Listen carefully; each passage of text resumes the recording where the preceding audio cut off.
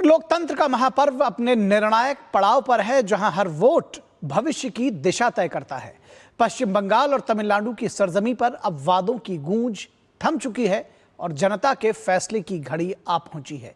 चुनाव आयोग ने पीठासीन अधिकारियों को निर्देश दिया है कि किसी भी बटन पर टेप, गोंद या अन्य सामग्री न लगी हो। साफ है कि चुनाव आयोग वोटिंग को पूरी तरह से निष्पक्ष और पारदर्शी बनाने के लिए पूरी तरह से प्रतिबद्ध है, क्योंकि मतदान केंद्रों की ओर बढ़ते कदम सिर्फ एक प्रक्रिया नहीं बल्कि लोकतंत्र के प्रति आस्था का उत्सव है। आइए देखते हैं कैसे तैयार है देश का चुनावी तंत्र और किस तरह जनता लिखने जा रही है अपने कल की कहानी। पश्चिम बंगाल में विधानसभा चुनाव के पहले चरण के लिए फैसले की घड़ी आ चुकी है। लोकतंत्र के सबसे बड़े पर्व के लिए तैयारियां पूरी हो चुकी हैं। गुरुवार को जनता अपना फैसला ईवीएम में बंद करेगी, जिससे पहले पोलिंग दल अपने अपने केंद्रों के लिए रवाना हो गए हैं। पश्चिम बंगाल में पहले चरण में 152 सीटों पर वोटिंग होगी। पहले चरण में 16 जिलों में मतदान होगा, जिसमें 3.60 करोड़ से अधिक मतदाता वोट डालेंगे। इस बार केंद्रीय अर्धसैनिक बलों की 2450 कंपनियां तैनात की गई हैं, यानी करीब 2.5 लाख सुरक्षाकर्मी चुनाव के लिए तैनात किए गए हैं। चुनाव आयोग ने 8000 से अधिक मतदान केंद्र संवेदनशील घोषित किए हैं। चुनाव में 2193 क्विक रिस्पांस टीमें भी तैनात की गई हैं।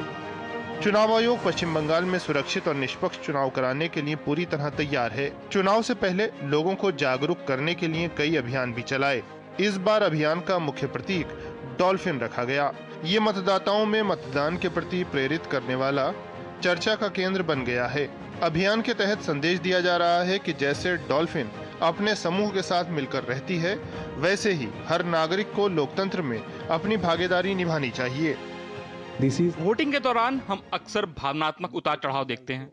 हर मुद्दे पर अलग अलग प्रतिक्रियाएं होती हैं, लेकिन अंत में लोकतंत्र एक सरल और स्वच्छ व्यवस्था प्रदान करता है। दूसरा महत्वपूर्ण पहलू है बुद्धिमत्ता और भावनात्मक जागरूकता, जो बहुत जरूरी है। इसके लिए हम जनता तक पहुंचने के लिए विभिन्न माध्यमों का उपयोग कर रहे हैं।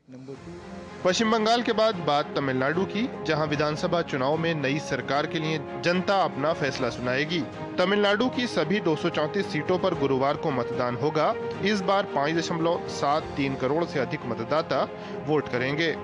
विधानसभा चुनाव में 14.59 लाख मतदाता पहली बार वोट डालेंगे। वोटिंग के लिए राज्य में 75,064 मतदान केंद्र बनाए गए हैं, जिसके लिए 1,06,418 ईवीएम मशीनें लगाई गई हैं। 5,949 बूथ संवेदनशील चिन्हित किए गए हैं, जबकि 249 मॉडल, 325 पिंक और 71 विशेष मतदान केंद्र बनाए गए हैं। लोकतंत्र में चुनावों को सबसे बड़ा पर्व माना जाता है। सियासी वादों का समय अब खत्म हो चुका है और बारी है जनता के सबसे बड़े फैसले की। वो फैसला जो आने वाले 5 सालों के लिए सरकार का फैसला करेगा। Bureau report, DD news. और इसके बाद अब बात करेंगे